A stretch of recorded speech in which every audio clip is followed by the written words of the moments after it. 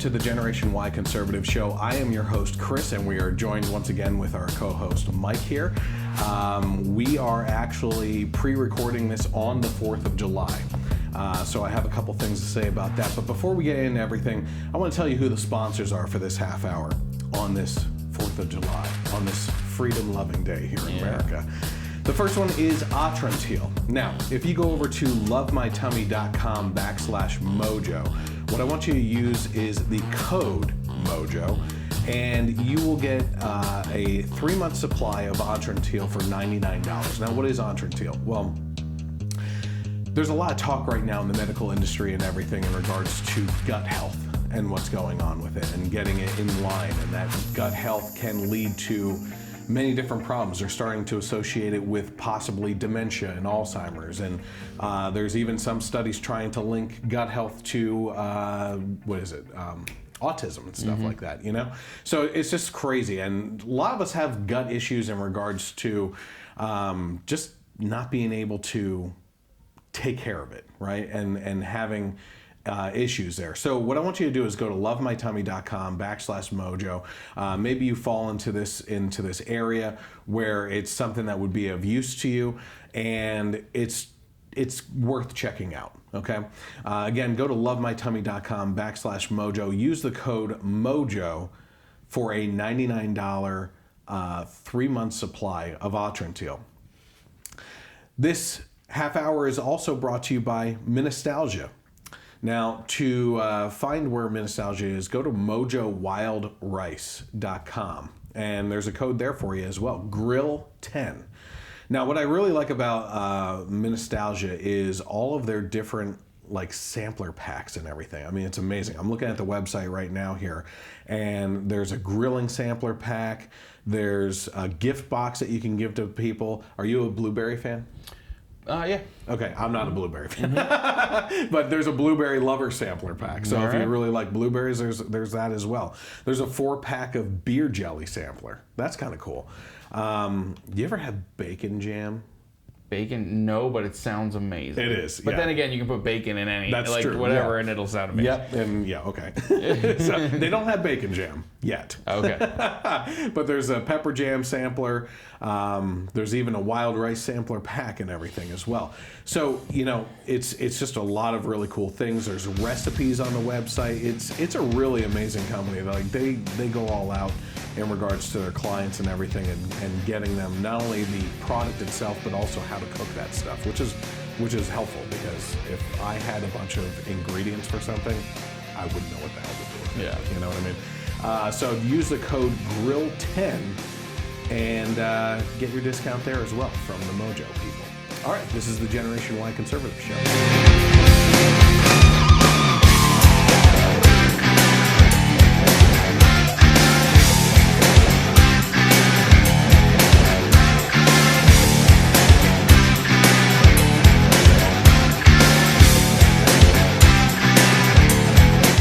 This program by saying that we are currently recording this on the 4th of July. Yep. I think that this country has 2 very important holidays associated with the country, right? Mm-hmm. That being the 4th of July and Thanksgiving.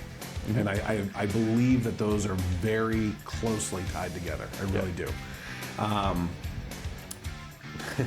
As a little bit of a spoiler, next week I will be doing a speech at a church in regards to the separation of church and state and everything. And I'll be recording that, and we'll probably be presenting that on next week's podcast and everything. But what I find fascinating is how we view the 4th of July, right?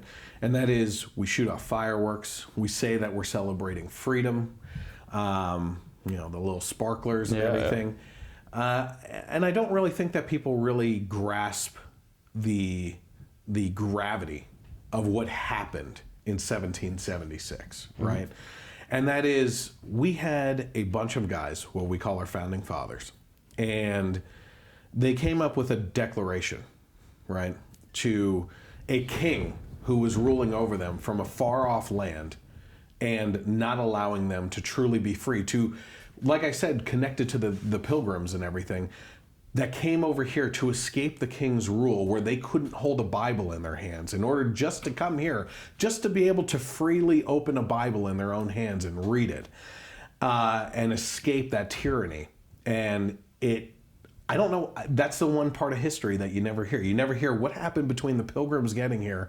You hear about the clash with the Indians and everything like that, which is even another story. But between then and the Founding Fathers and the Declaration of Independence, if we escaped from the king with the Pilgrims, then how did the king weasel his way back into that with the colonies and everything? Yeah. You know, what was that history like, you know? Yeah. So you think about this. You think about the Boston Massacre, the Boston Tea Party, and the rebellion against the king, and the Declaration of Independence.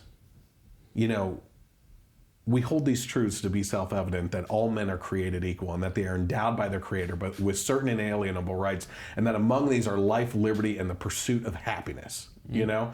And you think about this declaration to this king, that a list of what the king has done wrong and why we disagree and why we need to separate ourselves from that.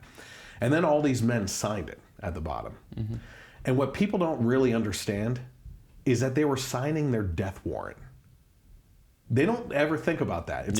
It's like screw you, England. You know what I mean? Like, that's about it, and that's all that's going to happen. No, these men, like, a soldier is a soldier, right? Yeah.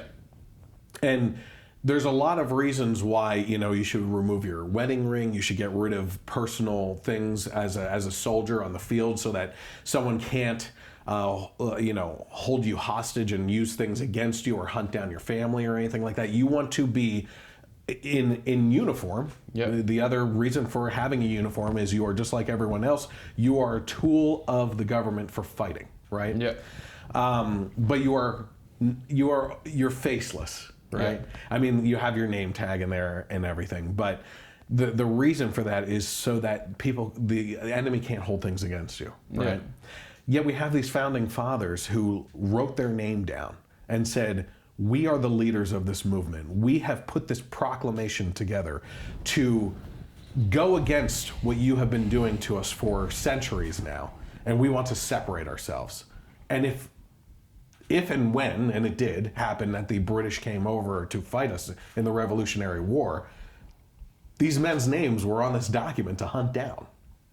I always found that fascinating. Yeah.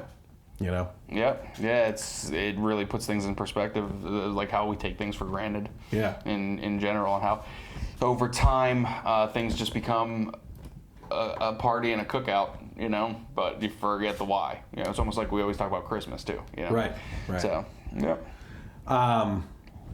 Yeah, and Thanksgiving, you know, it's you know what I'm going to talk about next week and everything too in that speech is that, you know, we've always learned that the Pilgrims basically came over here. You hear about the getting along at first, planting crops together and everything, but what happened? What did we do to the Indians? Mm-hmm. Like, you could tell me, you know what education is. Oh, we stole all their land and massacred them. What about blankets? Did we do anything with blankets? I don't remember. Well, the thing that we always hear is the atrocities of what happened and everything, right? Things like we gave them blankets, and the blankets had diseases on them, and it had this mass spreading of disease and killed off a lot of the Native Americans and everything, right?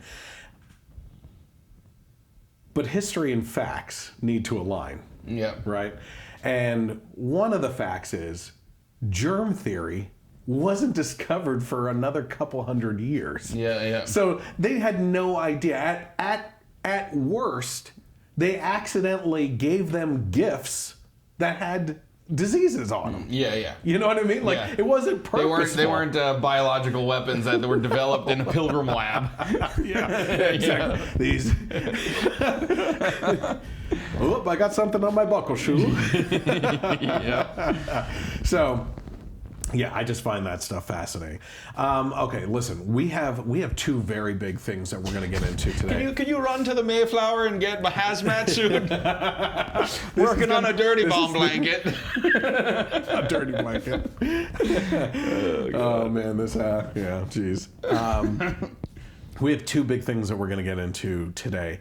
The first of which is the New York Times the first big one. We have one topic before that too. The first one is the New York Times put out this op-ed video. Did you hear about this? Mm-mm. Shredding America. Like, oh, everybody always thinks America is great, but is it so great? Meh. You know what I mean? Okay. Dan Crenshaw had something to say about that. Yeah, he's great. The other big thing that we're going to be talking about is, do you listen to the Joe Rogan podcast? I think we've talked about this before. Yeah, occasionally. I just watch more of the clips on YouTube. I don't listen to the whole thing. I listen to a lot of it. I don't listen, like I pick and choose, right? Yeah. I pick, especially the conservative people, I want to see how they interact with their talking back and forth. I like to listen to some of the comedians talking and everything. And what happened this past week, he had Joey Diaz. Mm-hmm. Yeah, Joey Diaz. He's on there and everything. And now, did you happen to listen to that one, the newest one? So they get into immigration talk. Okay. Today's show is going to focus a lot on immigration, from AOC, what she's talking about, to what they're talking about on this program. And we're just going to dissect all this stuff, okay? Mm-hmm. So before we get into all that, let's talk about this one. This is according to The Blaze. The rainbow pride flag replaces the POW MIA flag at a Veterans Memorial Plaza, and the public outcry is ignited. Mm-hmm. So it says, veteran John Bill Williams recalled to WRC-TV that he was in Vietnam just 6 days before 2 fellow service members were shot down, declared missing in action, and they still haven't found their bodies. Such losses are why the Vietnam Veterans Memorial Plaza in Rockville, Maryland means so much to Williams. That's crazy. That's where I was working last year. Yeah. And it's also why he was upset that the plaza's POW MIA flag was replaced with an LGBTQ2IA plus negative / hypotheses rainbow flag for Pride Month, according to the station. Williams said, I wasn't happy about it at all because the park is supposed to be a veterans park. People died, now they took it down and put another flag up. He added to the station, if they want to put the other flag underneath, they could put it underneath, but the POW flag should be flying there. And that's really the point of this whole thing, right? It doesn't sound to me like he had an issue with the fact that it was a pride flag. Right. It could have been any flag, but the POW flag coming down and being replaced was the point. In a park. For veterans. I mean, it's like, that it's always a thing that you see all these stories, and it's almost purposeful, I feel like. We were talking about purposeful things before the show, and we're not going to talk about that. About what they do to try and ignite a reaction from us. But it's like they take down an American flag or a POW flag. Now, the POW flag being replaced by a rainbow flag is not the first time we've heard this story within recent months and everything. Mm-hmm. They actually did that in congressional offices. They did it with the transgender flag. That's what it was. They have their own flag? Yeah. It's the baby blue and baby pink. Yeah. So it's not so much the. I want a flag. Just a straight arrow. Just Mike flag. I'll just put a flag, a white flag with black lettering, Mike. That's it. Very simple. Everyone else gets a flag now. Everything gets a flag. You know what? Okay, so that actually brings up a really good point to me, which is the one thing I said about this is one of the most infuriating things to me is, again, if they want to put up the flag, I don't really care. You know what I mean? But if you're replacing a flag that's serving a purpose, especially in a purposeful situation or circumstance, like in a veterans park, what the heck are you thinking? You're trying to ignite a reaction at that point. You know what I mean? Mm-hmm. But it raises another point that I was thinking about that I think is pretty messed up. Why is it that our veterans and those that died on Memorial Day get 1 day each, but Pride is a month? Yeah. Okay? Yeah. Like, again, I don't care if you want a day. Everybody, like you said, everybody gets a flag. Everybody gets a day now at times. You know what I mean? It's like, let's just give, so we got 12 months. Let's just assign every month a thing. Just Just because. And even then, it's like you run out quickly of months. And then the people that are whoever's left out, we didn't get a month. Yeah. Let's add months. Let's change the whole calendar. The Aztecs are going to be pissed. Now they're not going to line up. So I think this guy Williams made it the best point. Like, if you want to put the flag up, but don't replace another flag just for this month. Just to show that celebration. You could still celebrate by putting up another freaking flag or flying it below one of the other flags. You know, I take a very libertarian stance anymore on the LGBTQ plus issues. Like, if you're not interrupting my life with things, do whatever you want, forcing it down my throat, do whatever the heck you want. But if you're going to be stepping on the reputation or celebration or remembrance of another group, that's messed up. You know? No more to say about that. It's all about the hierarchy of importance, you know? Straight white male, you're at the bottom of the list. Straight white Christian male, you're at the bottom. I mean, like, just forget it. No month for you. Oh my gosh. You get all the months. That's the argument. I wanted to go into the next part, but I think we're going to run out of time. So I brought up an article just in case we had time for it, and it looks like we're going to force the other stuff into an enclosed thing. We're going to be getting into, again, a lot of the immigration stuff, but we're going to have to jump ahead after the next topic. But essentially, AOC, Alexandria Ocasio Cortez, tweeted a 4-part plan to address the immigration crisis. Okay? So here's what she proposed. Her plan focused on 4 areas to change the immigration situation: foreign policy, climate change, border policy, and the economy. Okay? So on foreign policy, she proposed that the U.S. resume humanitarian aid to countries where immigrants are fleeing from. I am not opposed to helping out other countries, but here's the problem. We get into this pissing match between each side of the political aisle on who we should or shouldn't be helping all the time, and where our money's going. Should we be helping, Tibet, like the people in Tibet, right? Or should we be helping some countries in Africa where they need water sources and stuff like that? And you get into these, like, we shouldn't be spending money there, we should be spending it here, and each side has their thing. And in the meantime, we have a bunch of homeless people on our streets. You know, what are we doing? We're trillions of dollars in debt right now. Right? And yet we're arguing about helping other countries with humanitarian aid. Let's get our own crap in order and help our own people out before we start helping other people out. You know, we're going to talk about, I had you look up some statistics on what is considered poverty here and in other countries and everything.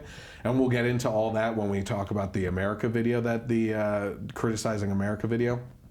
But my word, we have a lot to worry about here and get in line and get into the black, so to speak, as far as being in the red right now, before we start throwing money elsewhere. Like, if there's a humanitarian crisis like genocide or something like that, where we need to intervene to save a lot of lives, you know, we can always be saving lives everywhere. We're just that's the whole concept of spreading the butter too thin on the toast. You know what I mean? But we only have so many resources. You know what I mean? Anything on that? No, on the foreign policy portion. It just makes, like, that's exactly, I was exactly thinking what you were saying too about how getting ourselves in order first. Like, it would make it, like, if the politics weren't involved and this was just your own house, you would get out of debt, get yourself straight, and then start helping others. That's what Dave Ramsey would tell you. That's what Dave Ramsey would tell you. You want to build wealth so you can be outrageously generous. But people who, you know, when you look at just everyone hates the rich, but poor people are not able to be charitable. So, like, most charities come from the rich. So then if we want to tax them more, then they can't give as much. I mean, it's common sense. So common sense. Common sense. There's those words. Finicky. So here's in regards to the climate change.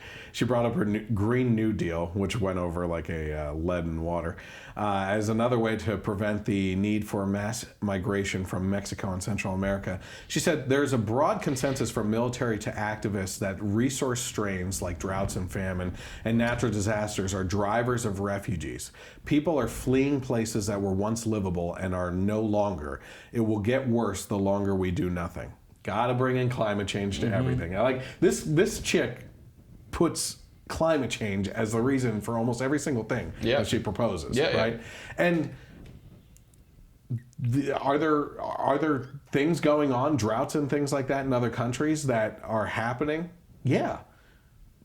I don't necessarily think it's because of climate change, or I will say it's such a tricky topic. This is something I would love to talk to Joe Rogan about, is climate change and where we actually stand, which is going to be one of my biggest criticisms of him today, is that he always assumes how we stand on an issue, right? And never outright asks and tries to quantify our reasoning. You know what I mean? Do I believe in climate change? Yes. Do I believe that humans are doing it? No. Do I believe that there's something drastic that we could do by spending trillions of dollars to change the course of the temperature change? No, I don't think that we can. Do I believe that we need to conserve and be good stewards of the earth? Absolutely. Yeah. There's a lot of back and forth on all that stuff. You know, there's things that we can do to stop polluting our environment and take care of it. You know, but I don't think the temperature fluctuations, which have been proven to be, you know, gauged in records by 0.5 degrees in either direction for record keeping, and that we're saying we're 1 degree hotter now than a century ago or something like that. Well, that 0.5 degrees on either end can add up to a degree. Yeah. You know what I mean? Like, it's ridiculous. And we've talked about this so many times. It's just ridiculous to think that, you know? Before we get on here, the third part of our plan is to decriminalize illegal border crossings, something that has been supported by several Democratic presidential candidates. We have to take these proceedings out of criminal code and into civilian code. Torture accomplished nothing.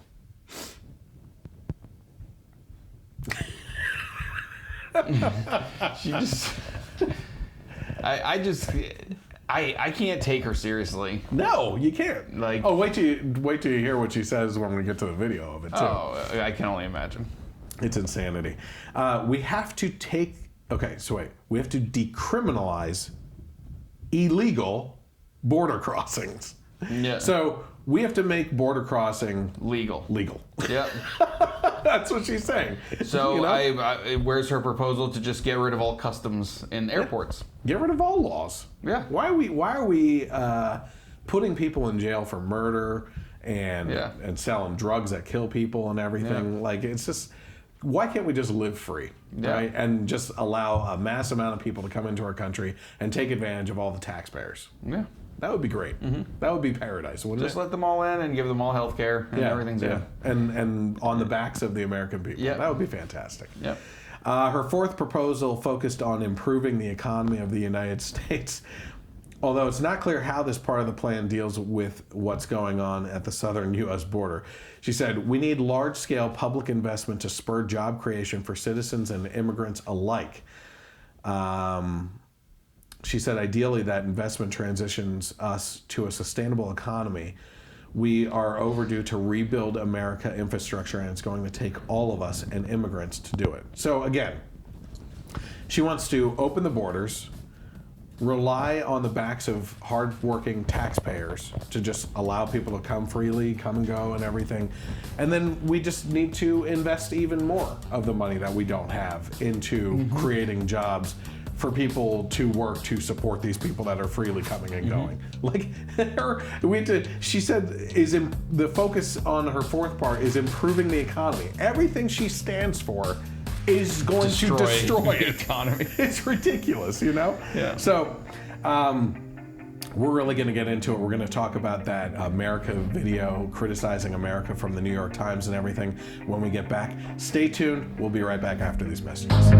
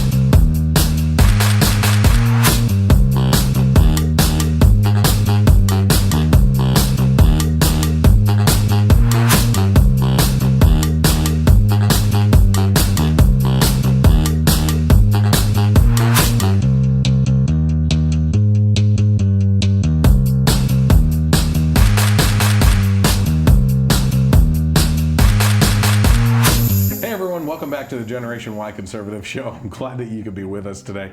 Again, I have Mike as my co-host here today. We are lighting it up and shooting it off like fireworks on the 4th of July. Listen, this half hour is brought to you by Cat Coolers. Now, what I want you to do is go to catcoolers.com. It's CATCOOLERS. Yes, I can spell .com. Right? The code you want to use on the site is Chris. CHRIS. Okay, I guess I have to spell that one out because people spell it weird sometimes. That will get you a certain percentage off. I forget what it's up to now and everything, off of Cat Coolers. Cat Coolers is really cool. What's cool about Cat Coolers is that they're made in the United States of America. Very cool.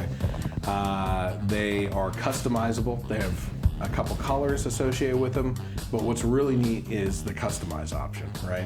What did you want the last half hour there? Huh? What did you want? What made for you? Oh, a flag. Right. Yeah. You know what you could do with the Cat Cooler? Put the logo of my flag on the Cat Cooler? Yes. Oh, man. Yeah. You could customize them. Amazing. Yeah, they're pretty cool. They keep ice cold for up to 7 days. That's insane. They're rugged. It's just really cool. Catcoolers.com. Use the promo code Chris, and you can get a discount on it. And yeah, they're really neat. The other sponsor for this half hour is Patriot Mobile. So here we go. At Patriot Mobile, we know Google and YouTube aren't just silencing conservatives online. They're also manipulating their algorithms to interfere with the 2020 election. Meanwhile, big mobile companies are taking the proceeds from your mobile phone bill and funding progressive candidates and causes. This includes promoting illegal immigration, abortion, and gun control. We have only one way to preserve the Constitution and the values which made our country great: stick together. This means supporting each other's causes and companies. Leading the charge in this effort is veteran-led Patriot Mobile. With unlimited plans starting as low as $25 a month, get the same crystal clear nationwide coverage with a portion of your bill going to support the causes you believe in. Come on over to patriotmobile.com. Switching is easy, and you'll get a free month of service when you use the promo code Come On Over. Come on over, baby. Oh, God. Since 2015, they have used over $2 million. Break the sound. Since 2015, they have used over $2 million to support the Constitution and the values we believe in, but we have a long way to go. You have a choice. Come on over today. PatriotMobile.com. PatriotMobile.com. Use that promo code, Come On Over. Now, we're going to get into that topic that I was talking about there with the shredding of America, okay, with the New York Times and op-ed video that they put together, okay? So let's take a look at the first portion here. Give me 1 second. America, the greatest country on earth. A narrative packed and sold to tiny patriots, reinforced by every cartoon, movie, cheeseburger, and mattress sale. Guaranteed. A mythology so entrenched, our most beloved personalities urge us never to question it. Don't let anyone ever tell you that this country isn't great. This right now is the greatest country on earth. Greatest country God ever gave me. You're the greatest country in the world, I'll tell you that. No, America's the greatest country in the world. But what if we did question it? Now, hold on, patriots. I know what you're thinking. America's done some pretty great stuff. And you're right. We built a kick-ass democracy, walked on the moon, and we built universities so prestigious that even Taliban warlords send their kids. And we're still very patient. By the time the Cold War was waning and baby boomers were booming out their own babies, it truly felt like we were the greatest country on earth. Now, listen, of course, there's no single way to measure greatness.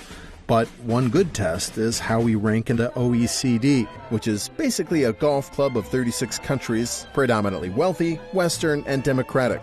And unlike most golf clubs, this one's got some diversity too. America is the richest country in this club, but we're also the poorest, with a whopping 18% poverty rate, closer to Mexico than Western Europe. 12.8 million American children live in poverty. That's almost 1 in 5 of our kids. Mike, you're on deck. Mm-hmm. I had you look up statistics in regards to poverty. Yep. Okay? So the first thing I want you to do is tell me what a family has to be making in the United States of America right now to be considered living in poverty. So as of 2018, the poverty guideline for a family of 4 was about $25,000 a year. And you looked it up for 2017 as well, right? Yeah, and it was about $1,000 less. So we're getting better? So it's going up. Under who? Donald J. Trump. Okay. Now, were you able to find, I tasked you with finding poverty levels in other countries. The global ones, it was just coming back at what people were making per day. So it wasn't like on the annual basis. Do you need me to pull up a calculator here? Well, low income was about $1.90 a day.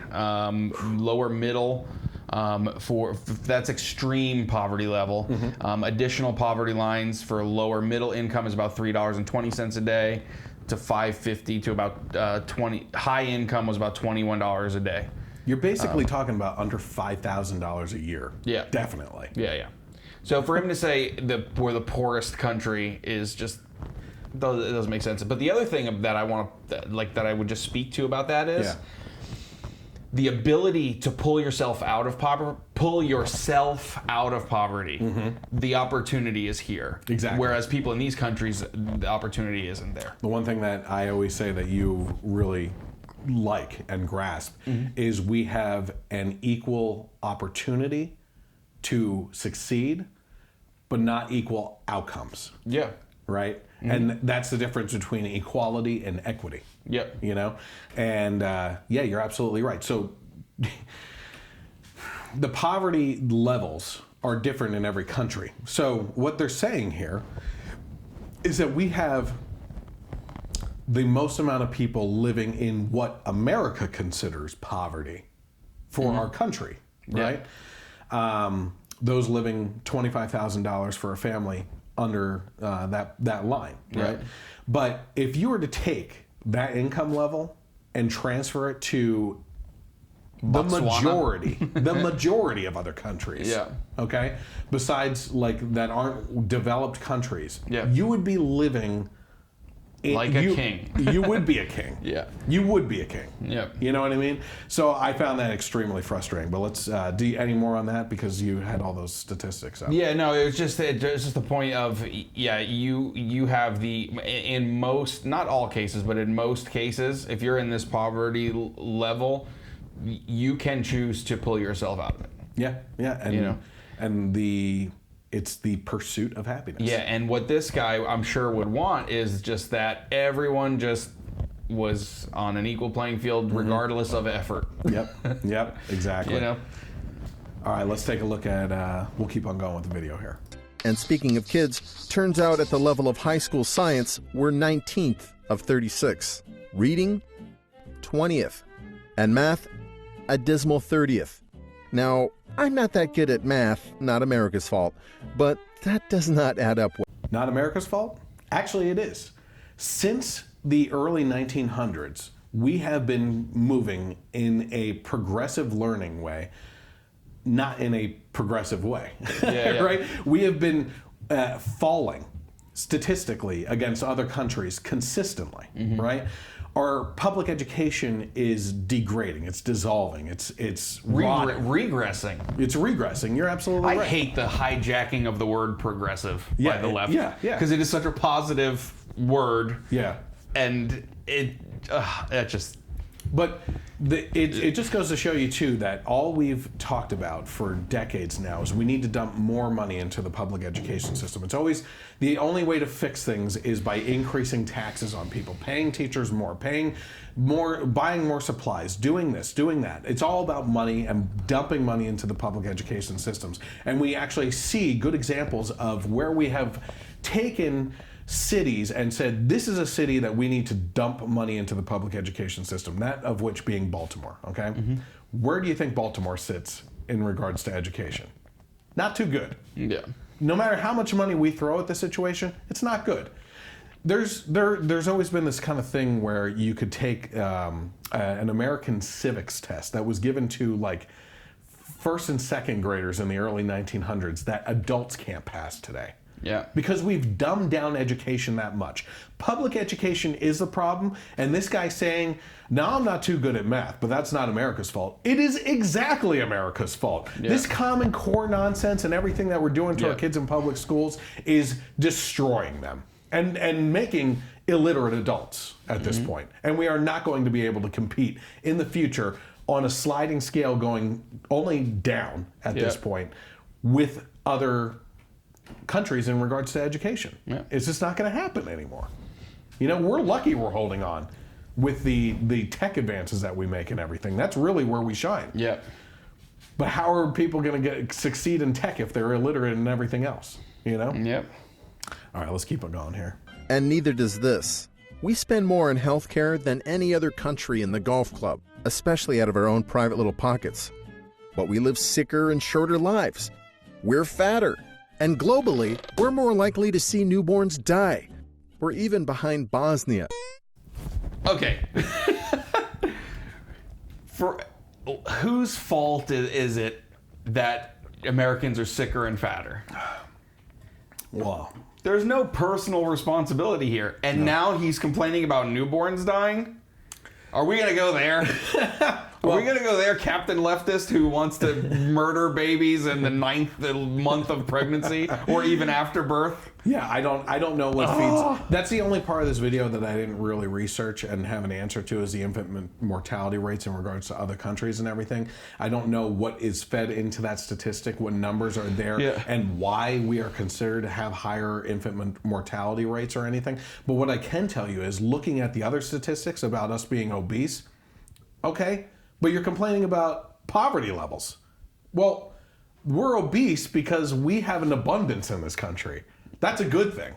You know, we're not standing in bread lines, which Bernie Sanders thinks is a good thing. You know, and again, like I said in the last podcast, or in the last show, you know, you have Bernie Sanders saying that it's a good thing that people stand in bread lines, because it means that there's Here it comes.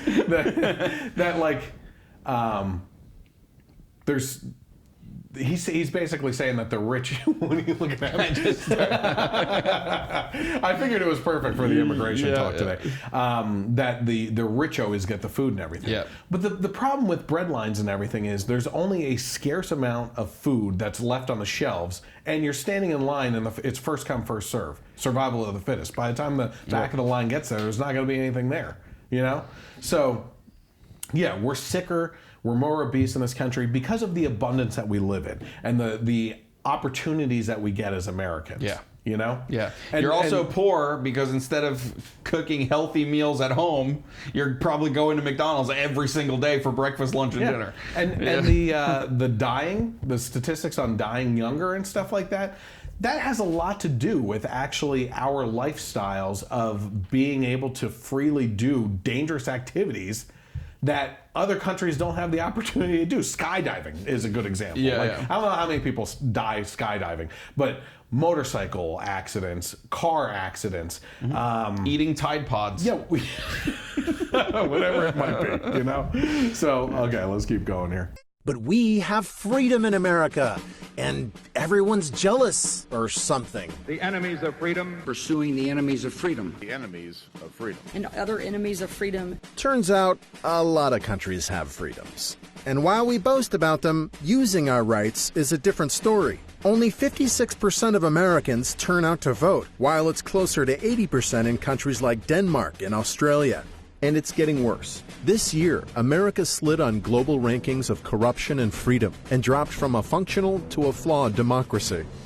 Well, I'm kind of glad that we slid on that scale of democracy, because we're not a freaking democracy.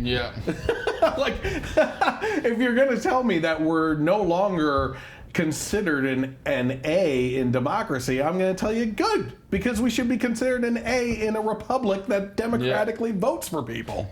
Like, this is part of the miseducation or uneducation of America, and why things are showing up with misinformation and fake news and everything that goes into it. You know, it's just ridiculous that they keep on spouting these false facts and everything that screw everyone up on what to believe. You know, and the other thing I found funny is, turns out we're not the only nation with freedoms. Oh, okay. Well, give me some other examples. Give me the examples of the countries that you think are free like we are. You want to talk about Canada? They are policing speech up there. And if you say certain things, you're going to go to jail. And I'm not talking about the old saying of yelling fire in a crowded theater or anything like that. If you say that a man can't be a woman, you could be thrown in jail in Canada. Yeah. Okay? It's that crazy right now. Yep. So there's a give and take when it comes to freedoms, but yes, absolutely in America, what we should have in regards to our rights from the Constitution that bears out on our freedoms and everything is that in abundance, America has more freedoms than any other country. Yeah. That's all there is to it. So what, besides our economy and military, are we actually number one in? Turns out, a lot of things. Civilian gun ownership, mass shootings, TV watching, prescription drug abuse, prison population. Oh, and almost number one on environmental damage, edged out by China. Civilian gun ownership. Thank God. Hey, guess what? Yeah. That's why we're celebrating the 4th of July right now, because had we given over our gun ownership to the government, we would still be under the king's thumb today. Yep. Okay? And the reason why countries like Russia have never invaded us is because just coming across the Texas border would be like, we're here to take... You're done. Yeah. Okay? You're done because of the civilian gun ownership. We are the backing force to our military on domestic ground. Yeah. Okay? As far as mass shootings are concerned, there's statistics going all over the place for that. First of all, mass shootings are considered it's like 2 or more people, right? So is that really mass shootings? Mm-hmm. No, I would want to see a study based on people coming up with that actual good number of what a mass amount of people is. But I can tell you one thing: there's been a lot of mass shootings that have been prevented because of the first point, civilian gun ownership, and taking that person out, right? Yeah. As far as environmental damage and everything is concerned, being behind China, I find that highly unlikely. I really do.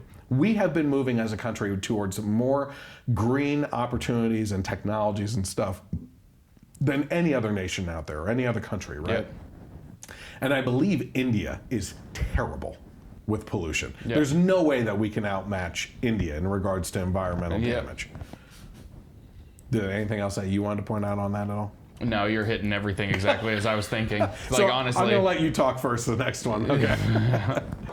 It's gotten to a point where I think there are specific times and places where you can confuse America for a developing country, as elections are tampered with, water can't be drunk from taps, citizens don't trust uniformed officers, infrastructure is crumbling, and where a dual system is emerging when public services are for sale for the highest bidder. You see this in countries like Pakistan or Nigeria, where the rich don't worry about the sad state of electricity or police because, well, they have generators and private security. Or in America, where the Kardashians rent their own firefighting force. We were fortunate enough and blessed enough, and I know that not everyone has this luxury available to them, but we were able to get private firefighters. Okay, so what he was saying about certain parts of America resembling third world countries, that makes me think of cities run by Democrats for decades. Like what? Like maybe San Francisco or LA or, places where poop is all, Detroit, Baltimore, where he even said, what did he say there at the end? There was one, I don't know, but about the rich not caring. And no, I thought he mentioned like a specific area, a city or something, but yeah. Liberal and far leftist policies lead to areas that resemble third world countries. Mm-hmm. How do you feel about Kim Kardashian being able to afford private firefighters? Is that unfair? No. I say God bless America for the opportunity to get to a level where just on a porn video that you produced, you can get to the point where you can hire private firefighters to save your house. Now, I think the insinuation there is that we don't have the opportunity to have access to those firefighters. But what he's neglecting to say is that we have opportunity and the access to a firefighting force or police officers and everything. They showed, and you couldn't see from where you were sitting until it probably popped up on the screen there, in regards to private security, guys with AK-47 standing outside stores and stuff like that. We have access to these resources like police officers, our military, and firefighters, and ambulance, paramedics and everything, that these other countries don't have access to. And then if you want more than that, like your own private firefighters for a situation, you have the opportunity, if you have the money, if you've gotten to that point and earned your way there, or screwed your way there in Kim Kardashian's case, to be able to hire that. God bless America for something like that. You know? It's just ridiculous to me that he's throwing that at us as a bad thing about America. Okay, let's keep going here. When health, education, and safety are increasingly privatized or driven by privilege, the truth is, how great America is really depends on how rich you are. Now, I'm not saying we're Pakistan or Nigeria or any number of what we like to call developing countries, but we're not perched as high above them as we'd like to think. We got so caught up in the rhetoric about America being the greatest country on earth that we've long ignored the cracks in our system. And while a bit of patriotism is great, jingoism is dangerous, especially when it's built on old or fake news. So as we gear up for another election season where politicians tell us America is great, or that it isn't, and then proceed to make it worse, let's try a more truthful approach. America may once have been the greatest, but today, America, we're just okay. Go ahead. I don't want to break anything. I mean, if that's really what he thinks, all I would say is just go to just about any other country and post the same exact video about their government and see what happens. No freaking kidding. Great point. See what happens. I have a couple points to this one. Number one, why the hell are so many people trying to get into this country that we have? That's another one. You know what I mean? If the biggest issue right now is what we're going to be talking about, which is immigration and hundreds of people a day being caught in the detention centers, not even the ones that get across the border and just disappear into our system, right? Hundreds. And I'm talking like, it's actually thousands. You know what I mean? Thousands of people a day crossing our border. Why are they coming here? Yeah. You know, if it's just an okay country. Yeah. Most people see like the photos of the detention centers and them in like, you know, with the foil blankets and on the floor and everything, and they're like, oh my God, this is so terrible. But my thought is, man, whatever they're leaving must have been really awful if this is an upgrade. Like, you know. And the other point is too, like, listen, I'm gonna agree with the guy on something here, okay? We have cracks and flaws in this country. Yeah. Nothing is perfect. Nothing is perfect. But we have, over the course of the history of the United States of America, gone through and gotten our nicks and bruises. You know what I mean? We've taken the pounding. We've made some drastically bad mistakes. Slavery being probably the top amongst them. In imprisoning in real concentration camps or detention camps or whatever they were, Japanese Americans during World War II. Some of the things that we did to the Native Americans when we got over here, not too good. I would say it was more the conquistadors when they started coming over here and business people, not the pilgrims, you know? But there are some atrocities that have happened through American history, but we have learned from those atrocities. We have moved past them by building upon the knowledge that we gained through that and learning our lesson and continuing to grow. Sometimes we don't grow at as fast of a pace as some people would like, but that prevents us from tripping over our own feet and making other big, more drastic mistakes. You know?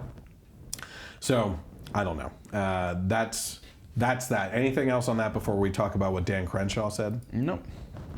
Well, you're making this I know we're probably tight on time, and we got 2 minutes. So if you want to say anything, hitting all the points that I'm thinking of. So obviously, one of our favorite representatives is Dan Crenshaw. Oh God, I hope he runs for president. I know. One day. Like, and dude would just be so.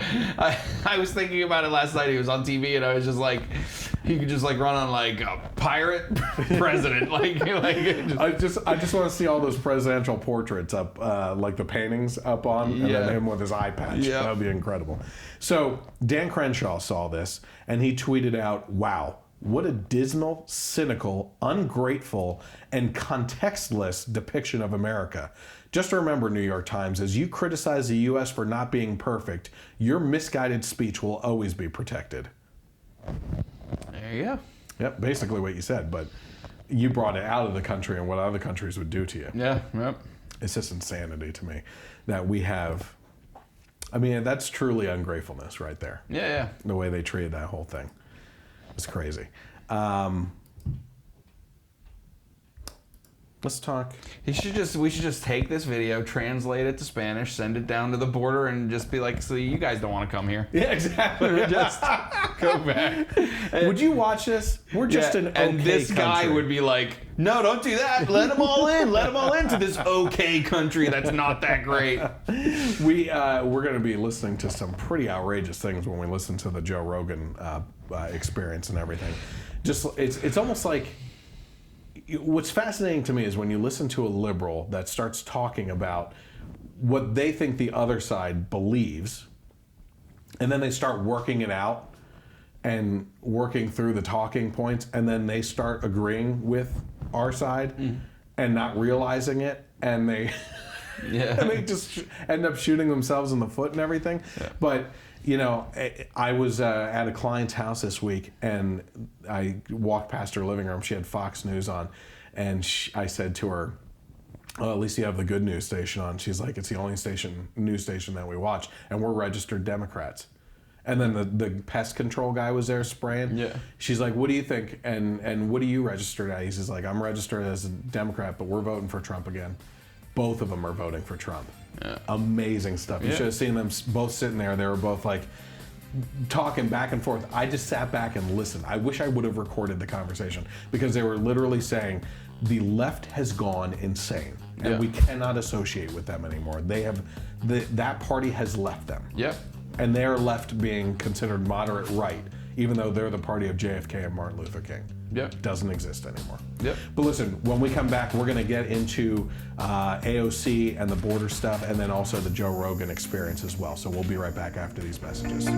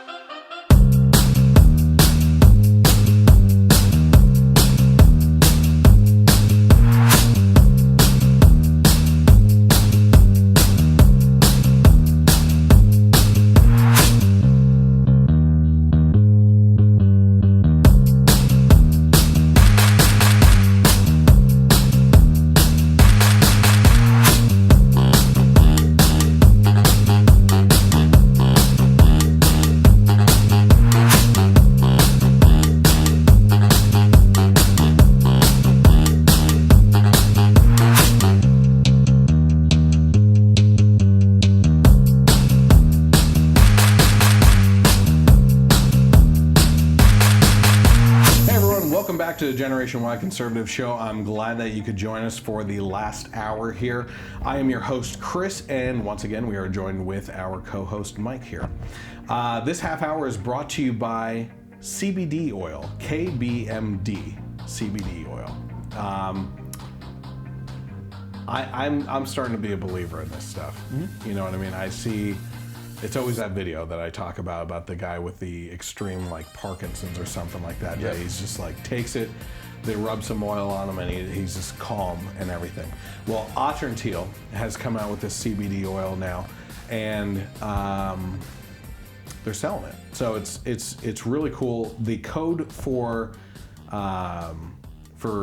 this one is Chris again. Okay, so. Here's what it does. Highest strength tincture? I don't know what that means. Clinically tested, physician endorsed. It's the best price per milligram for clean full spectrum CBD. 30 milligrams or 1 ounce glass bottle containing 900 milligrams of CBD. Full spectrum cannabinoid extract, organic hemp CO2 extract tincture, and other natural molecules. There's a whole list of them there. It's a hemp extract derived from specially bred industrial hemp plants with a high CBD content. The hemp used is grown organically and the oil is CO2 extracted. The result it's added to an easy-to-use dropper bottle containing 900 milligrams of the oil. It is a wholesome extract, not synthetic and not an isolate. Okay, it contains all the cannabinoids and essential oils and other compounds of the organic plant. It helps with sleeping, aches and pains, seizures, and inflammation. Holy crap! Yep. It's all over the place now. CBD oils are all over the place. Yep. You know what I mean? So why not go with a company that you trust, like Otrantil, who's been advertising on our network already? You know that their products are great. You know you might as well use their CBD oil. And to be honest with you, what we talked about during the first break there, where I forgot to put on the intermission thing, I might try CBD oil. It's for inflammation. So, again, the code for that is Chris, and I believe it helps you save $15 or something like that. So that's pretty cool. The other really neat thing is combat flip-flops. So you haven't been on the show since I started with combat flip-flops and everything. Okay. And it is really cool stuff. So it's to create a peaceful, forward-thinking opportunities for self-determined entrepreneurs affected by conflict. Our willingness to take bold risks, community connection, and distinct designs communicate business, not bullets. Flipping the view on how wars are won. Through persistence, respect, and creativity, we empower the mindful consumer to manufacture peace through trade. So the tagline for them is join the unarmed forces, which is really cool. Okay. So it's, while we go on here, it's combatflipflops.com. Okay. I'm on their site right now. Okay. You can use the code GEN25. Okay. That's my code for the Generation Y conservative to get a discount on the flip-flops. Combat Flip-Flops creates peaceful, forward-thinking opportunities for entrepreneurs affected by conflict. So it says, we hope you like our flip-flop style and approach to helping Afghanistan, Colombia, Laos, and supporting our troops. We've grown from an idea to a globally recognized brand with a mission to create lasting change. As we push forward, we'll continue communicating the positive impact your purchases make on the factory workers, their growing economy, and the community that they serve in. I just want to look this up here because I have that site open as well. Their other tagline, for crying out loud, where is it? Do you see their tagline on the thing? They got on a lot of shirts, they have "Be a Better Human." Okay, so here's what it is. Bad for running, worse for fighting. Yeah. So the cool thing is that these are a bunch of veterans that got together in regards to this, and they started doing things that they started creating these flip-flops as a way to give back to the communities that they were in that were devastated by the war that was going on in those places, right? So they started getting people hired in those areas and getting them working on these flip-flops and turning factories that were now defunct into factories to build these things. And it's a really cool way of giving back to the community that they feel was affected by the war that was brought on to them, you know? So go to combatflipflops.com, use the promo code GEN25 to get a discount on your flip-flops and help give back to the communities that were affected by war. Okay, now we were talking about AOC and immigration and everything. Let's take a look at what Alexandria Ocasio Cortez said when she visited the border. Congresswoman Alexandria Ocasio Cortez going down to El Paso and making a visit there with 13, I believe, other members of Congress, to include Veronica Escobar, who is the Congresswoman for El Paso. You see her here, and she is yet again bringing heavy criticism towards the Border Patrol, towards conditions that are there. Let's listen to a little bit of what she had to say. There's abuse in these facilities. There's abuse. This was them on their best behavior, and they put them in a room with no running water, and these women were being told by CBP officers to drink out of the toilet. They were drinking water out of the toilet, and that was them knowing what a congressional visit was coming. This is CBP on their best behavior, telling people to drink out of the toilet. Did you see somebody actually do that? I mean, in that last facility, I was not safe from the officers in that facility. Wow, not safe from the officers in that facility. Evidently, there was something where she thought people were laughing at her. I don't know if that's what she was talking about, but that's a heck of an allegation. So I saw that the officers that are working there are like begging to have video of her visit released, because really everything she's saying is more the opposite. Oh yeah, I'm sure. Yeah, of her just like freaking out on everyone, and apparently they were like joking about something or laughing at something totally non-related. She's a joke. And she's like, but they were like joking. She just saw people laughing and like, oh, they're laughing at me, or and she said everybody's always laughing Twitter, at you. You should be used to it. On Twitter, she said that she felt sexually threatened as well.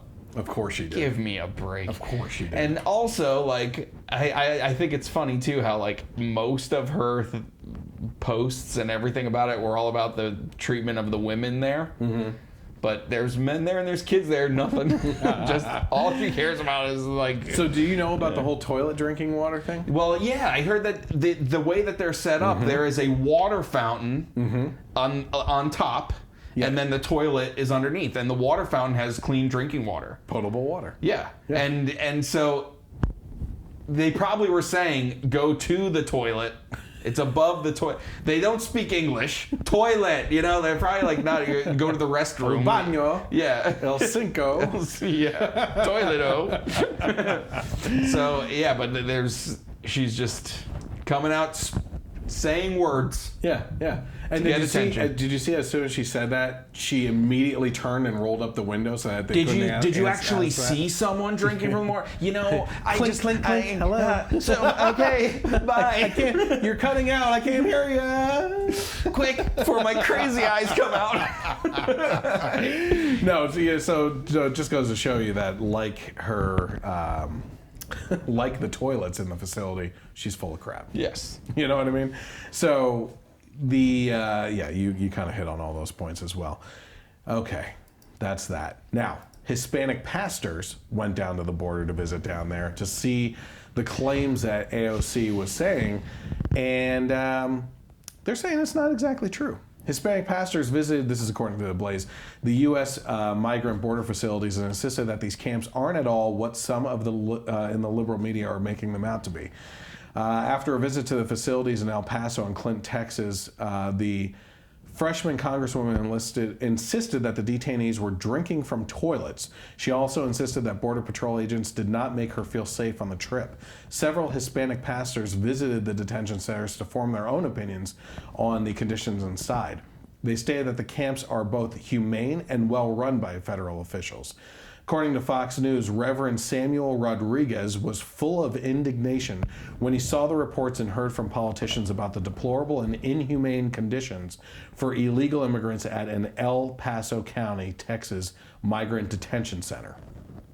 What Rodriguez saw during a visit, according to Fox News, was drastically different from what was being reported. Rodriguez, who is the president of the National Hispanic Christian Leadership Conference, previously advised former Presidents Bush, okay, so he's a freaking conservative, Obama, so never mind, and Trump on matters of immigration. On Monday, he announced that he didn't feel any need to be concerned over the camps at the border. So even Hispanics are disagreeing with her, okay? Now, here's another one. Not only was she saying stupid things about these drinking from toilet water and everything, she had also been wrapped up in a controversy over the last couple of weeks of saying that these are like concentration camps. Yes. Right? Yep. So, of all people, let's hear what Bill Maher had to say about those comments. You mentioned the concentration camp thing. Okay, there was a headline in the LA Times about a week ago that said, let's call the detention centers what they are, concentration camps. Then AOC came out and said that is exactly what they are concentration camps, and even invoked the term never again. Now, they're horrible places. I think we all agree. It's just beyond the pale that America would do this to people. And concentration camp, maybe they fit that definition technically, but there are certain words that we just associate with something truly at the ultimate end of horrendous. Holocaust just means a big fire. But we don't use the word, hey, let's go have a Holocaust, I'll bring the wieners.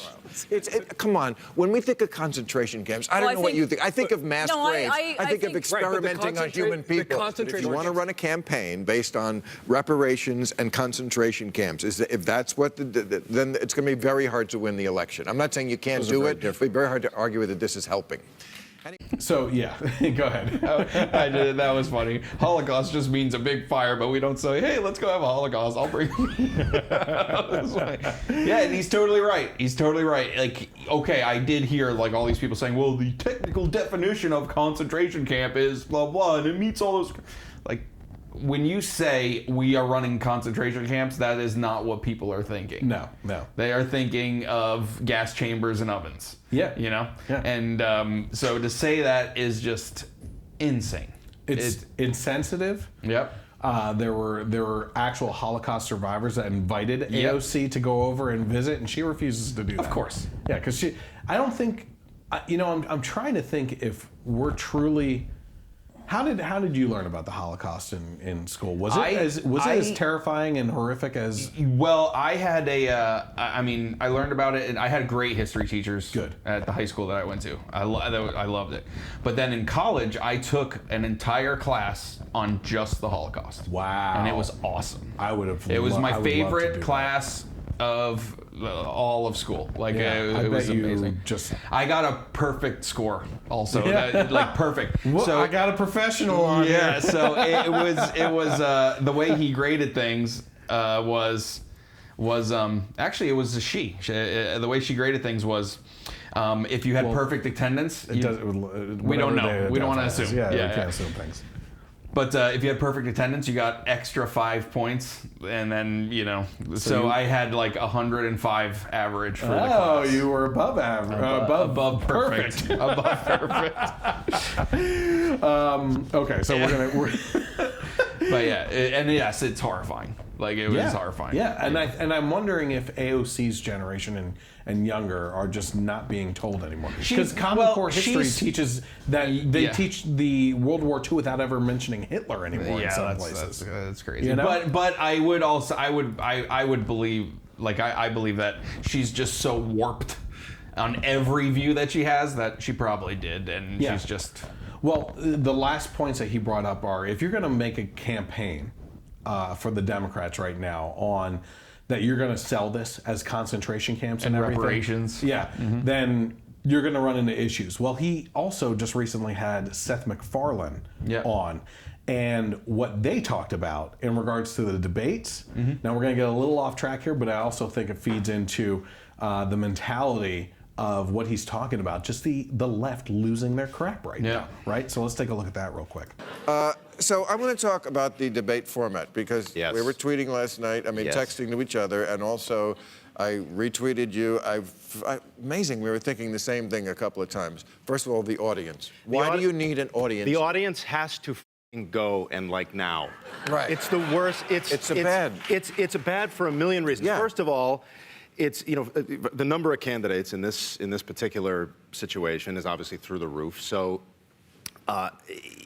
every second counts.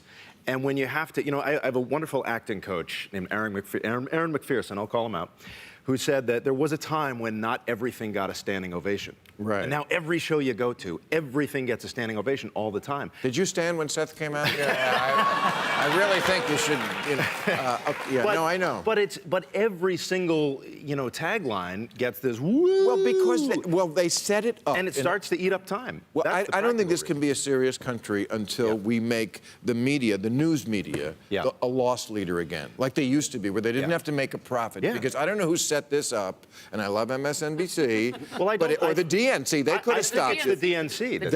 They could have set it up in a much more mature way. They like this Thunderdome. Like, what's this thing where? How do you break in? Just start talking. Right. There's no rules. Just interrupt and be louder than the next guy if you're talking over three other people. Who quits first? Game of chicken. this is not the way to pick a president. No. And it turns the candidates into a sideshow. Right. Everybody's grandstanding. Everybody's putting on a show for the audience. And the audience at home is not invited to think for themselves. No. Because they feel like they're watching Mike and Molly. And all these, and they are. All these humble brags about, everything is personal, like everything is a personal thing. Yeah. And everything has to build into this anger thing and outdoing virtually everybody else. You think you don't like kids in cages. I don't like it even more than this guy doesn't. I gotta say, and I warmed up to Kamala hugely last night. I thought she did fantastic. But the one candidate who seemed immune to that was Buttigieg. Yeah. He was the one candidate who seemed like he was, if the audience, whether the audience was there or not, you would have gotten the same performance. Yes, I think that's true. And we both had that same feeling that Pete could be the guy. He to me, and again, this is so interesting about age. You can be old and dumb, and he was the youngest one on the stage, and I thought he looked the most mature. He looked the most real. Yeah. He looked like he didn't have to think, he's the smartest kid in the class. He didn't have to, and we're not just saying that because we're gay. No,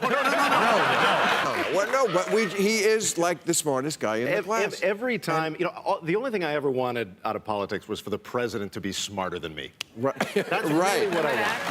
Well, with that many candidates, you're still not going to get that. Yeah. They're talking about just Mayor Pete, the smartest guy in the room who can't run his own city. There's a lot to unravel there, but just sticking with the topic, the Democrats are just running on insanity. That's what's in their gas tank right now. Yeah, a friend of mine last night was asking me, Justin, who was asking me so what do you think will happen? I said, I just think that yes, there's a lot of negativity towards Trump, but I just think the left is just going too nuts. Yeah. And there's a lot of people, and the people that hate Trump are very loud. Yep. But there's a lot of people that like the people you met at work that are just, it's too much for them. It's too much. Yeah. Too far. Yep. They're just they can't deal with that. Yep. That lady that I was talking to, my client, she said that her neighbor, who she's good friends with, was walking past an outdoor restaurant area where a guy was sitting at the cafe and looking up at the TV, and on the TV was Fox News. She stopped for this random guy and said, F you, you're the reason for all the effing problems in this country, and started cursing this guy out because he was in a public area where the restaurant itself put on Fox News and he just happened to be looking up at it. Yeah. That's how insane the left is now. That's crazy. Where we're at.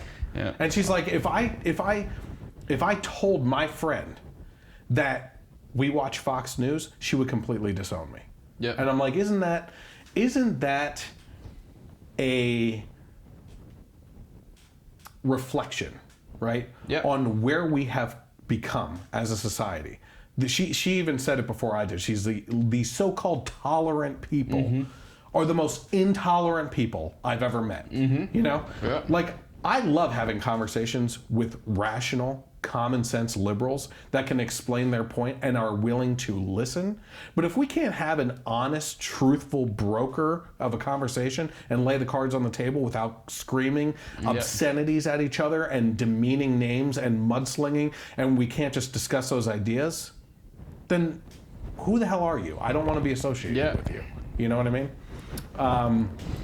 Okay, so while we're going on here, how about this one? Cory Booker escorts 5 migrants across the U.S. border to thwart Trump admin policies. This is according to The Blaze. Sabrina Singh put on Twitter news. Today, Cory Booker crossed the U.S. border from Juarez to El Paso with FAMs together to help escort 5 asylum seekers and try to prevent them from being sent back to Mexico.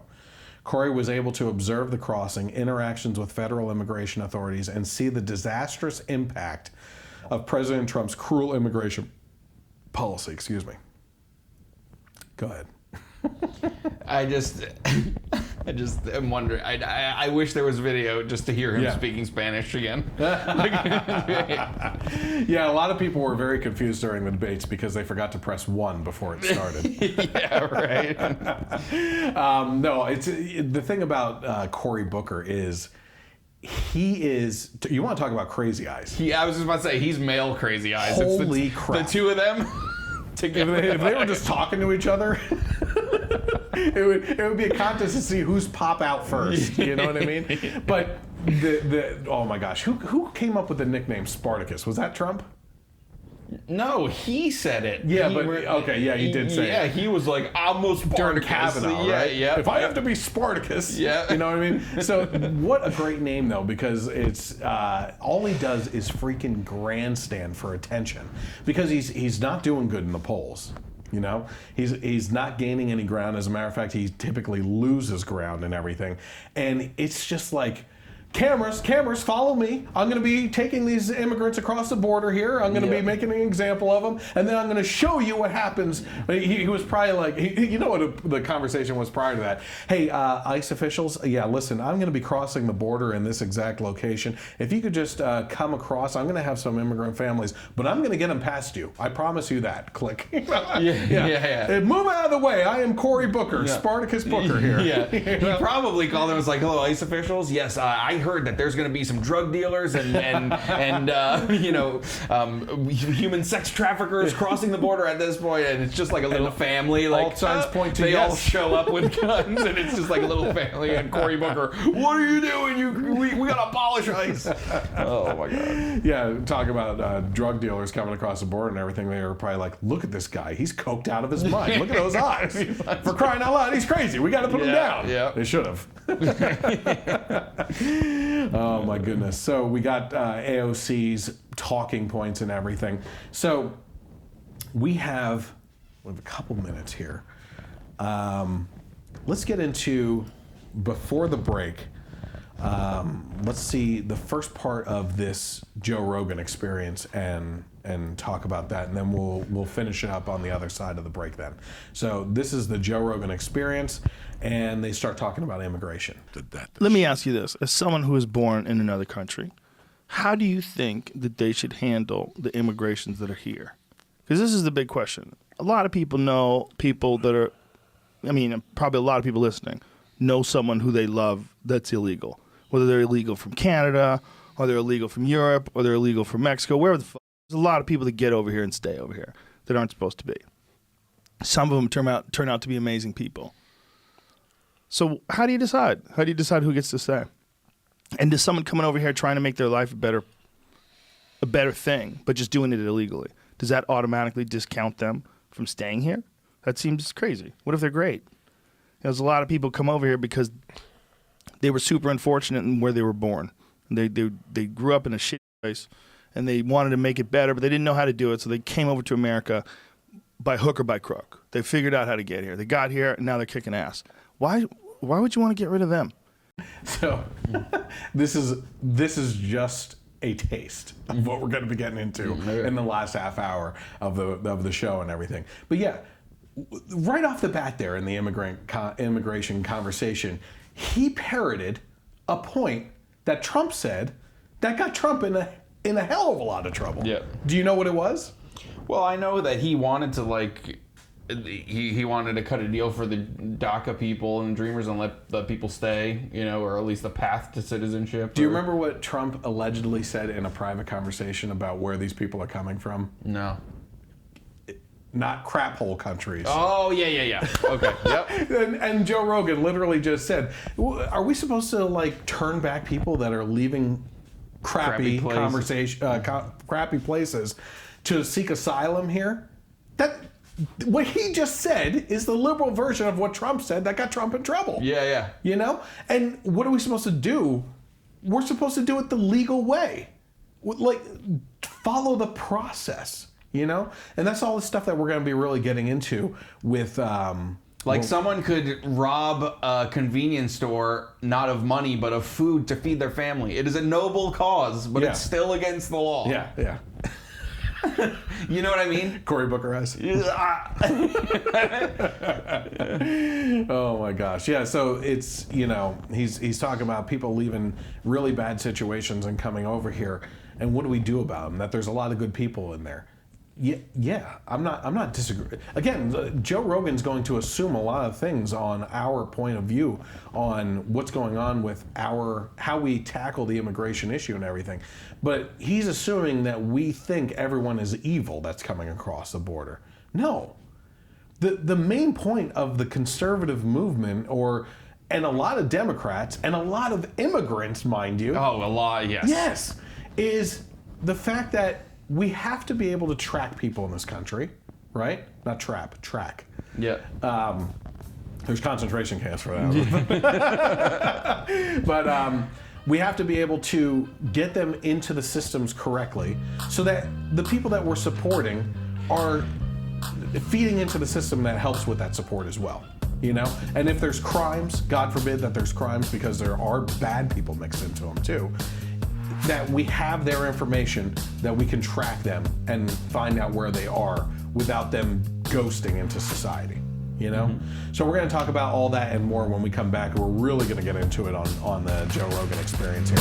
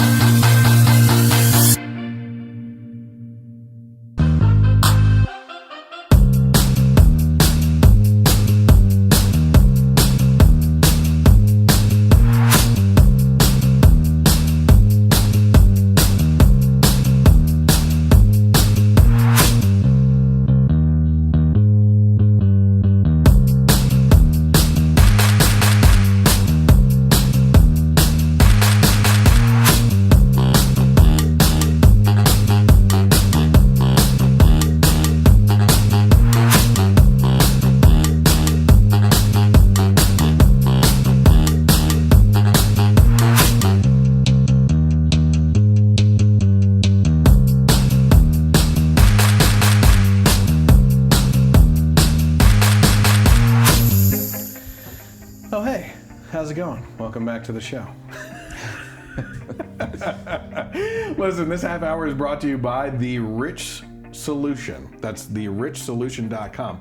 We all have problems, we all have passions. Let's combine them into a purpose. That purpose is The Rich Solution, by the way.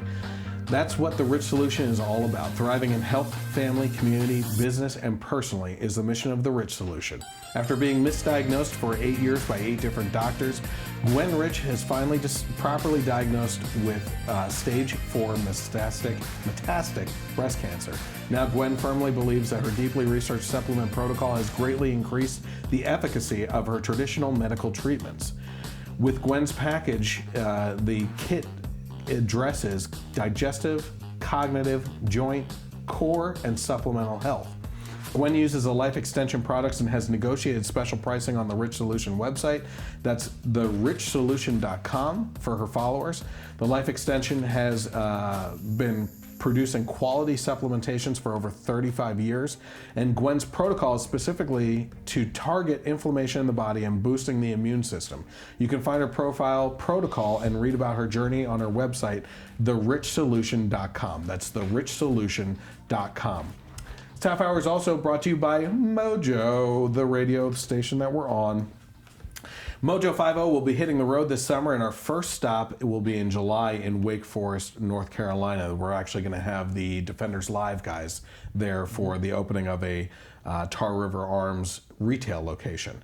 But just like Tar River Arms is taking advantage of that, you can take advantage of the Mojo crew coming out to other business opportunities that are going around in the summer.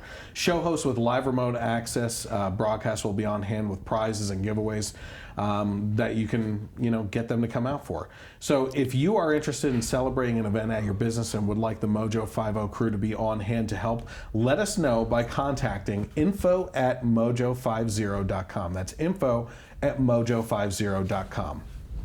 Okay, we left off in the last half hour talking about the Joe Rogan Experience and them talking about immigration. And right off the bat, he immediately said something that he agrees with that got Trump in trouble, which was them coming from crappy countries, right? Yeah. So let's continue this here and get into the next part. As long as they're not criminals, as long as they're not hurting anybody, why would you want to get rid of them? As long as they're not criminals. Well, they illegally entered the country. That automatically makes them criminals. I mean, that's the answer right there for you. You know what I mean?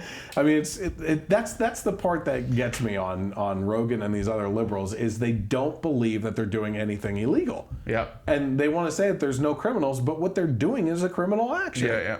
You know? Yeah. And one thing I think we got to take into context here too is watch the video. His eyes are like this, and there's smoke billowing, and everyone is all peace and love when you got a little reefer in the mix. Oh, he's always smoking weed on that podcast, though. Yeah, it's insane. Yeah. Okay, let's go on to the next one here. It's very close to that. From a business standpoint, they work for cheaper and work harder. There's so many benefits as a business owner. When was the last time you saw a white laborer?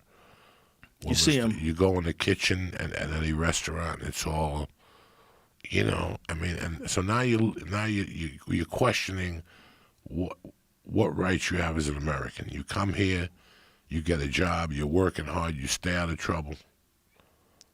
Stay out of trouble. You mind your business. Here's the biggest problem I have with that. They don't understand some of the finer points to the conversation that we have on immigration, right? He's talking about, we got these immigrants here, and if you really look at it, they're cheap labor, and it's great for business and everything. That's a horrible thing. Yeah. It's slave labor. Yeah. Okay, that is a portion of slavery that exists still here in America, is that we take advantage of people that aren't part of the system, that can't fight back on their wages, right? They can't say, hey, you owe me minimum wage here, guy. You know what I mean? Like, I deserve this much. Oh, really? Well, guess what? I'm your boss. You're going to work for this. And if you don't, I can call ICE right now and get you deported. Yeah. They have the thumb on these people. Yep. You know what I mean? Like, those kinds of businesses disgust me. Mm-hmm. Okay? And there's that type of slave labor that exists in the country right now. And he's praising it because, you can't get white people to do the work anymore. I work in roofing, right? Mm-hmm. Now, I'm just a salesperson for selling roofs and everything, but I can't tell you how many times I run into people, especially in the Democrat area that I'm working, where they're like, okay, so tell me something real quick. Just be honest with me. Are you going to have Mexicans up on my roof? Well, yeah, because you can't find white people to do the work. Yeah. But we actually pay them really well. Okay. Yeah. We actually pay them fair. But you can't find white laborers that are going to do that kind of work. Yeah. You know what I mean? It's so ridiculous. But the other point to that is Democrat people up there don't want Mexicans on their roof. Okay, well, when do you want your roof? Because it could take 2 months with a white crew instead of 1 day. You know what I mean? But the slave labor stuff, the rape on the border, rape trees and stuff that people need to look into is just insanity. So let's go on to the next one here. Sure. And remember, 70 years ago, this was your grandparents. Yeah. So you have to think about your grandparents. How would you want them treated? I'm sure your grandfather got a job laying brick way before he got his immigration papers. I don't know how they did it, right? I think they got it pretty quick. Right, you get through Ellis Island and they push you through. I mean, the illegal situation. It was a different world back then. You could immigrate pretty easily. Like, my grandparents weren't rocket scientists when they came over here. No. They were kids. Their parents weren't geniuses. Yeah, his family came legally. And yeah, the process might have been easier, but we live in a much more complicated time now than back then too. Yep. People weren't flying into buildings, you know.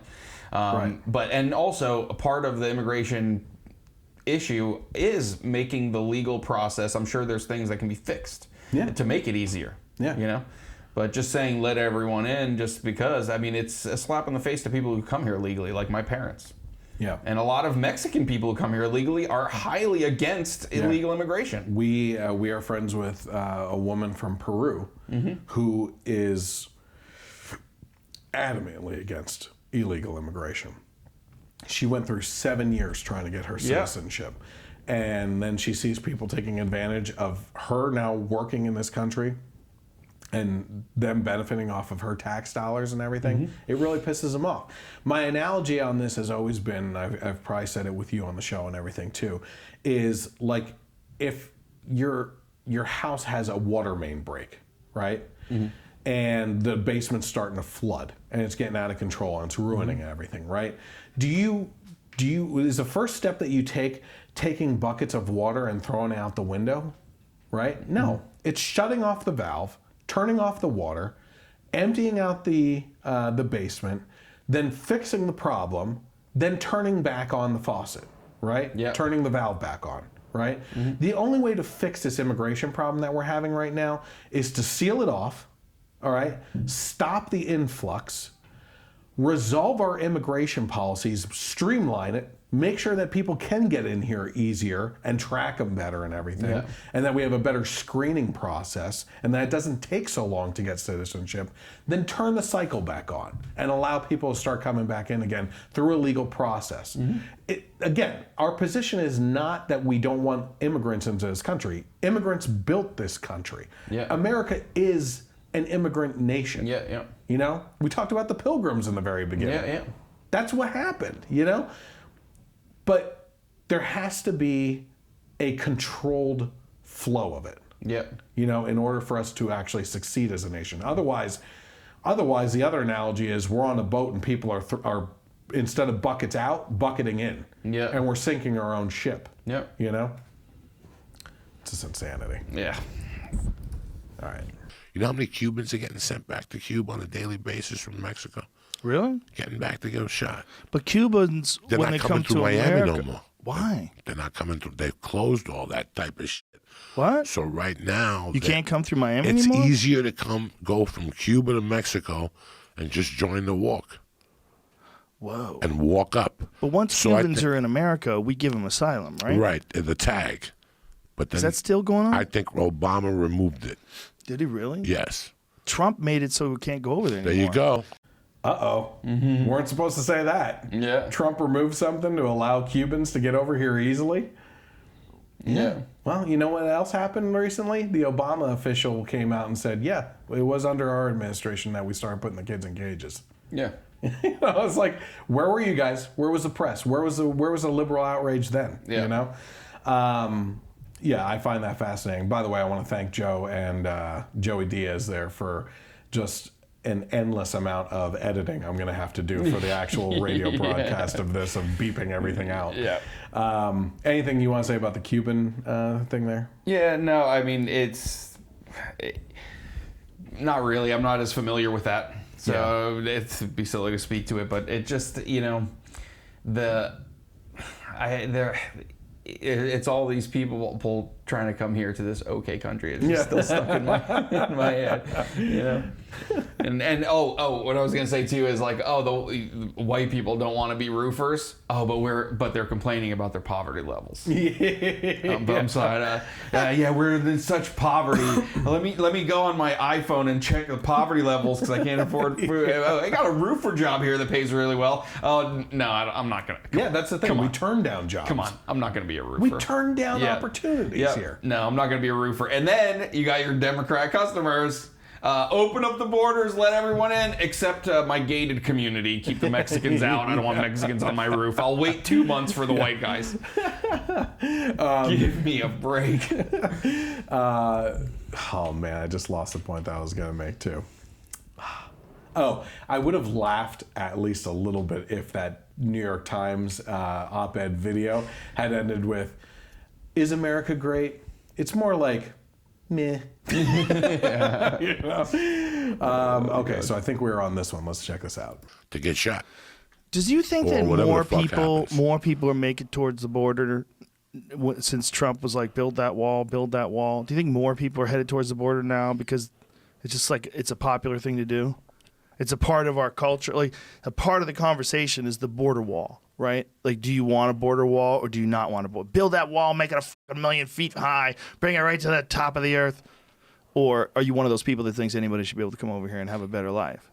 You know, and those two ideas are fucking clashing left and right. Some people think that people should be able to try to do better, try to better themselves. They should have the opportunity. And then some people think, them, you were born somewhere else. You don't ever get a chance to come over here. Go in through proper channels, which is almost impossible. He said that there's the two ideas that are clashing right now are those that are saying that people deserve an opportunity to better themselves and their lives, and those that are saying, build the wall, you don't deserve to be here, and if you're born in another country, you don't. Is that the two conversations that are taking place? No. That is your perceived notion of what you think is taking place because you're not talking to people, right? Yeah. Again, we believe that immigrants should be able to come here through the legal process exactly to better themselves. Yep. I am all for people not only bettering their own lives and their situational circumstances and everything, I want them to have that, right? Yep. I just don't want them doing it off of the back of me as a taxpayer, right? Yep. Without contributing back to the society as a ghost, right? But at the same time, I also want them contributing to a better society. You know? Yep. You're going to better yourself and you're going to better our society if you come through the legal means, right? The thing that really gets me is he said some people are out there saying build that wall and if you're born on other soil, you stay on that soil. Yeah, you're right. Some people are saying that. I've never met that person. Yeah. I've never met anyone that said if you're born in another country, you stay in the other country. Yeah. Never. So what he said is actually literally true. There's some people, so few, I've never met them. No. Me neither. Good feedback. All right, let's keep going. Do something that's very valuable to us over here. See, that's the thing. Like, if you're a person who has some extraordinary skill, you know, you could probably get American citizenship easier. You're unusual. If you're contributing to the physics department at Harvard or something like that, and you were born in Germany or wherever, you probably could get citizenship a little bit quicker than you're just a guy who like lives in Guatemala and wants to come to America because he thinks he can advance his life. He thinks he can get better, whereas where he lives, you can't go anywhere. You're stuck. The poverty is extreme, the crime's extreme, and he wants none of that. He wants to do better. So he makes it over here. I'm like, I just want to say something before I lose my train of thought on this one. Number one, I don't think that immigration into this country should solely be focused on merit-based, okay? There's a lot of unfortunate circumstances for people that we can better their lives to come into the country through a legal process. Yep. That being said, there should be an aspect to the reform of our immigration system that if we look at merit, let's say a person coming from another country that's a nuclear engineer or can contribute greatly to our society, there should be a fast track for that person, in my mind. You know, because the betterment of our society and the increasing of our economy because of the riding of the backs of these individuals that are much smarter than everyone else can only happen with those people in our society. Yep. So I think that there should be a merit-based portion of the system to get in here on maybe a faster track. Yep. But not exclude people that don't have that merit, Yeah. is my point, you know? Yeah, it just seems fair. They've earned it. You know, especially Exactly. if it's something that they've gone to school for. To like, hey, I want to make it's like almost like a job interview. You know? Yeah. So.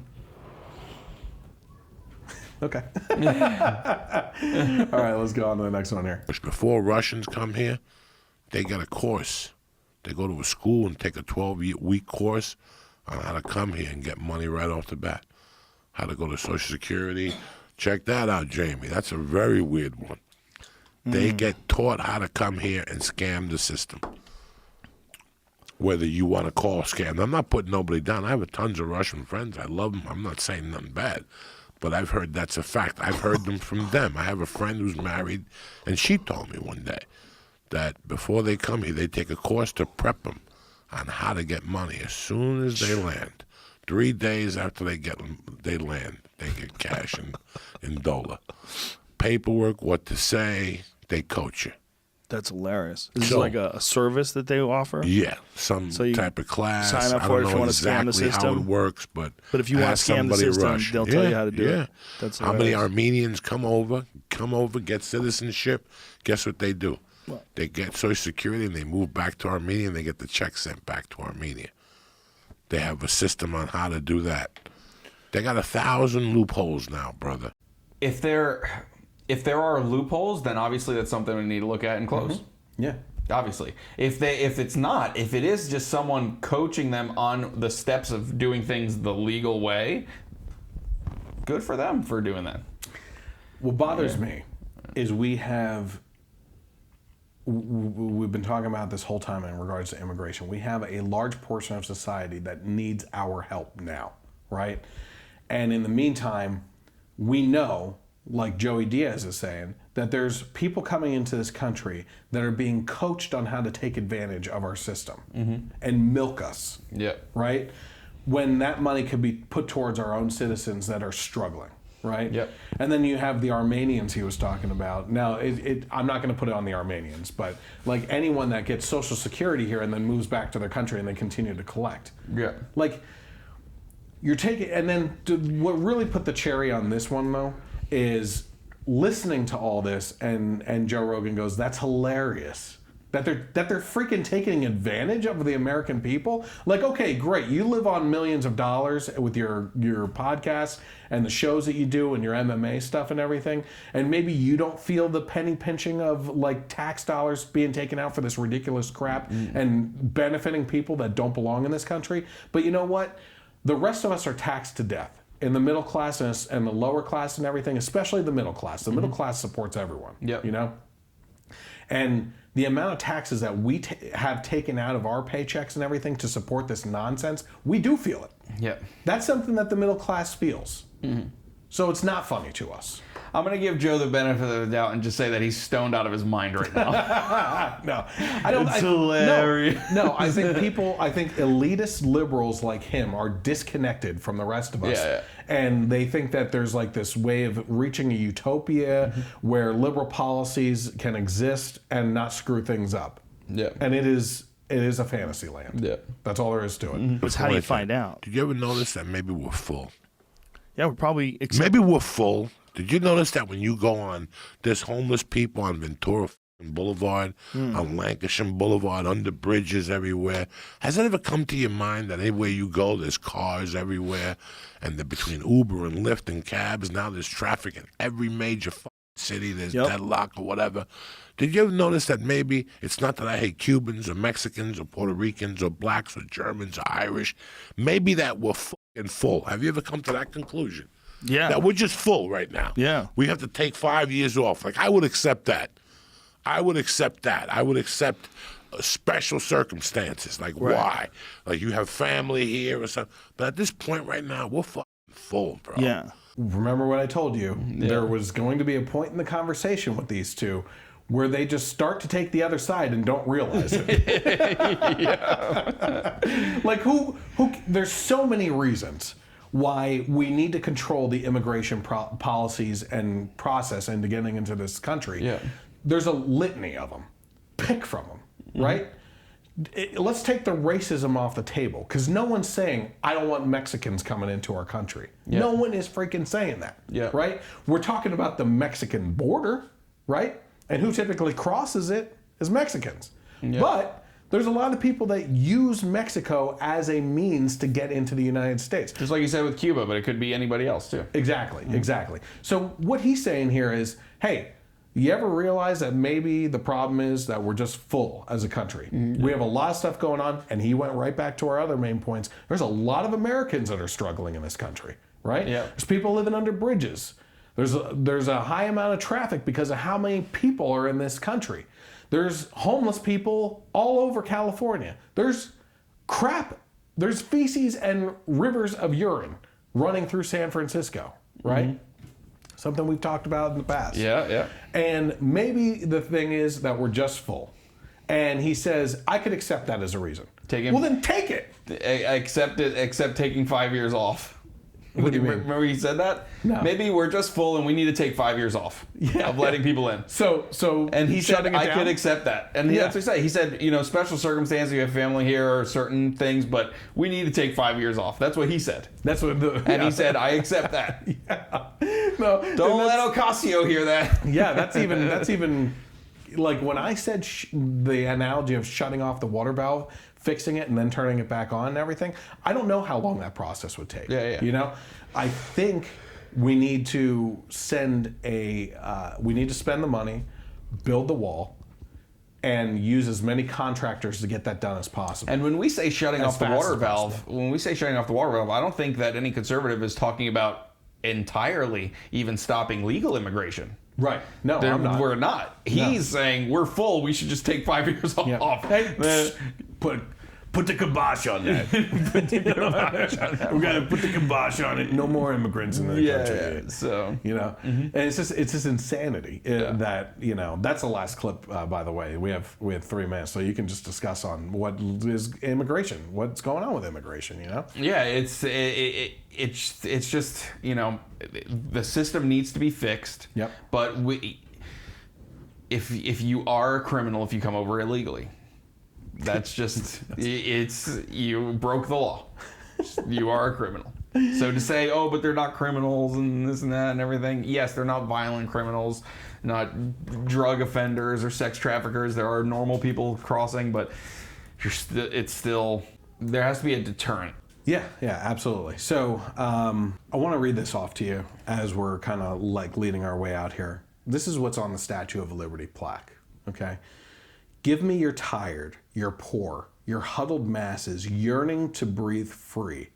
The wretched refuse of your teeming shore. Send these, the homeless, tempest to me. I lift my lamp beside the golden door. Right? Mm-hmm. We are that shining city on a hill. No, we're not. We're just okay. We're that shining right? And we say, give us your people, because we can turn them into better than what they were. The better circumstances make better people, right? Yeah. We have a golden opportunity here called the American dream. And instead of taking advantage of that American dream, we should be building upon it. We should be putting in the elbow grease. And that is something that is lost on our country anymore. We just aren't there. We don't know how to exert ourselves. We don't know how to put in a good day's work anymore. And the lazy are taking advantage of the workers, right? Yeah.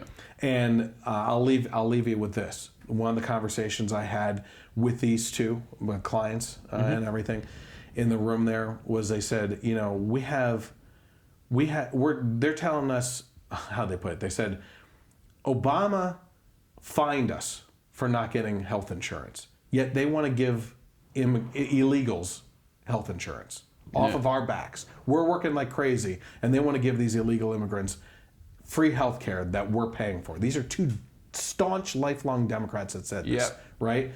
And I said, I got to be honest with you guys. I don't know if you ever read the book, but this attitude right now reminds me a lot of Atlas Shrugged and what Ayn Rand talked about in the Atlas Shrugged book, which is it gets to a point where it's just bashing the rich over and over again. Everything is because of the rich, the inventors, the entrepreneurs and everything, and they just tax the hell out of the workers of the world and everything, and the people that are actually supporting everything. And eventually those rich people and entrepreneurs stop the means of production and go away, and they go hide. And in the case of Atlas Shrugged, they went to a mountaintop that was secured and away from everyone. And they let society just eat itself alive, because without them, there's nothing. Yeah.